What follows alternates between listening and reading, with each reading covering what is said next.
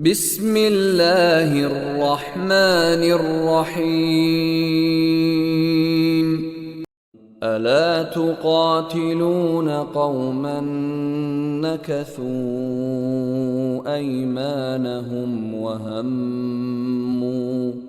وهموا بإخراج الرسول وهم بدؤوكم أول مرة أتخشونهم فالله أحق أن تخشوه إن كنتم مؤمنين.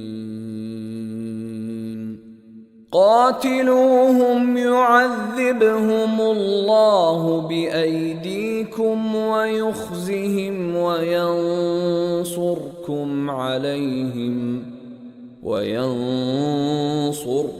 عليهم ويشف صدور قوم مؤمنين.